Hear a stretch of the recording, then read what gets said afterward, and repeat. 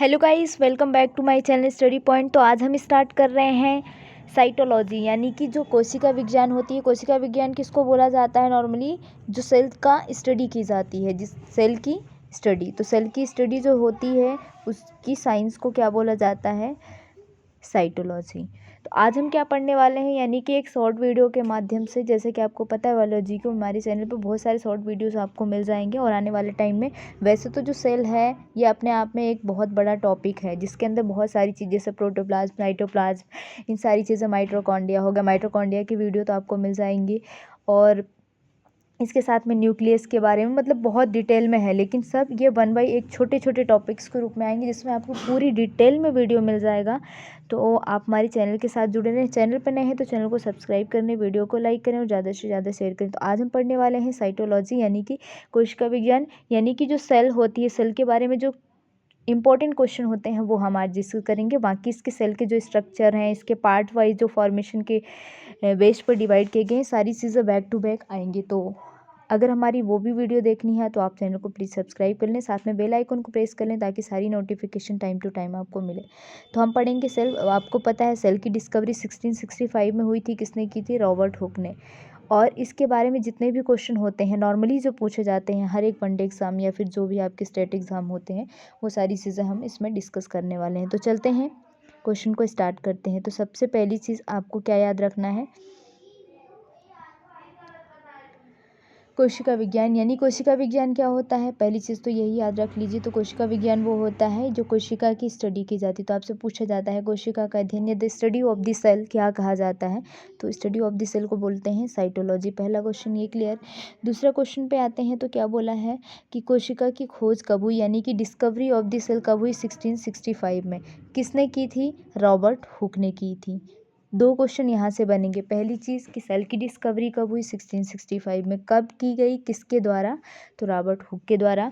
तीसरी चीज़, ये जो सेल की डिस्कवरी हुई थी कॉर्क पे हुई थी। तो कॉर्क मतलब ये कैसी कोशिका थी जो रॉबर्ट हुक के द्वारा की गई थी? वो कैसी कोशिका थी? एक निर्जीव कोशिका थी। ये आपको याद रखना है। क्यों याद रखना है? क्योंकि आपसे पूछा जाता है कि जो पहली सजीव कोशिका थी, यानी कि जो फर्स्ट लिविंग सेल आपसे पूछा जाएगा, जो फर्स्ट लिविंग सेल थी उसकी डिस्कवरी किसके द्वारा की गई? तो एंटनी वॉन ल्यूवेनहॉक के द्वारा की गई थी। कब की गई थी? 1676 में। तो याद रखना कि अगर निर्जीव कोशिका की बात आई, अगर सिंपल पूछेंगे सेल की डिस्कवरी किसने की, तो सबसे पहला नाम तो इन्हीं का आएगा। किसका? रॉबर्ट हुक का। कब? 1665 में।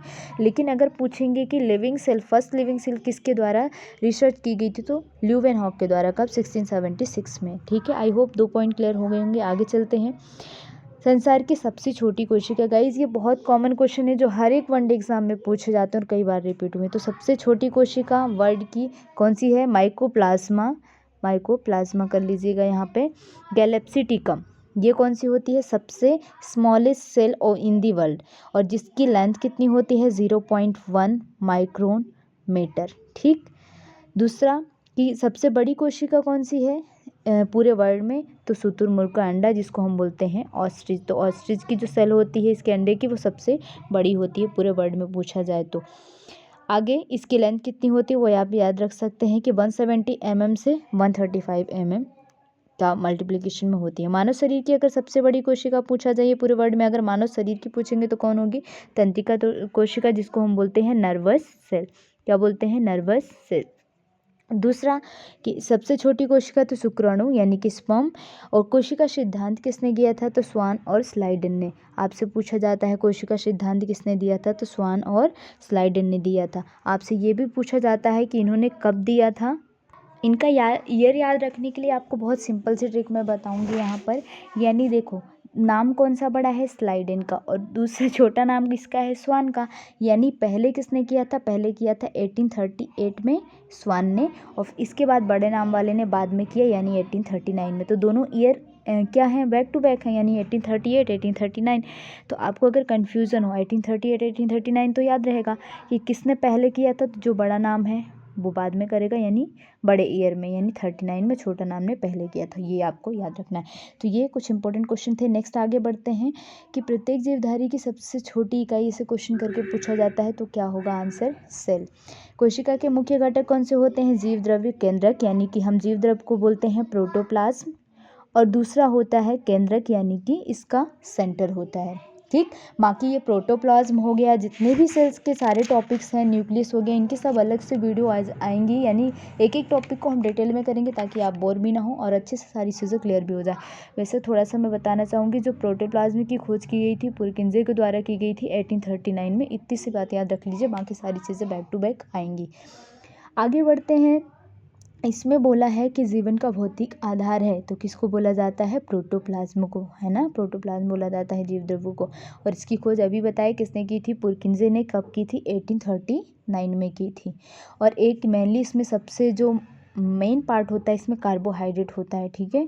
कोशिका विभाजन में सेंट्रोमेयर का विभाजन होता है समसूत्री में। ठीक है, ये समसूत्री अर्धसूत्री क्या होते हैं, ये सारी चीज़ें आएंगी, तो आप बने रहिए हमारे साथ।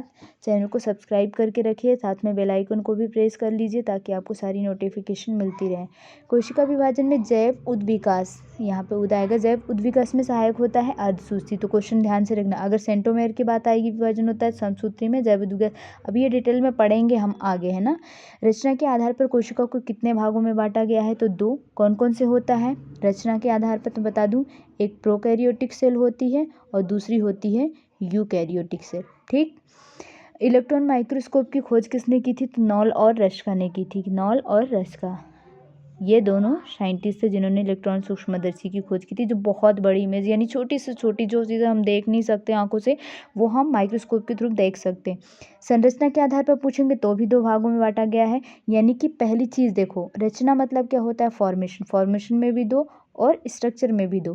फॉर्मेशन में प्रोकैरियोटिक, यूकैरियोटिक, और स्ट्रक्चर में पूछेंगे तो कौन सी? आपको पता ही है, एक प्लांट होती है और एक कौन सी होती है?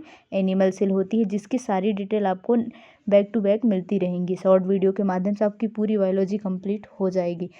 ठीक, तो आज के थे ये इंपॉर्टेंट क्वेश्चन जो हमेशा एग्जाम में पूछे जाते हैं गाइस। वीडियो पसंद आए तो वीडियो को लाइक करें, चैनल को अभी तक सब्सक्राइब नहीं किया है तो प्लीज़ सब्सक्राइब और ज़्यादा से ज़्यादा शेयर करें। मिलते हैं नेक्स्ट वीडियो में, तब तक के लिए बाय बाय।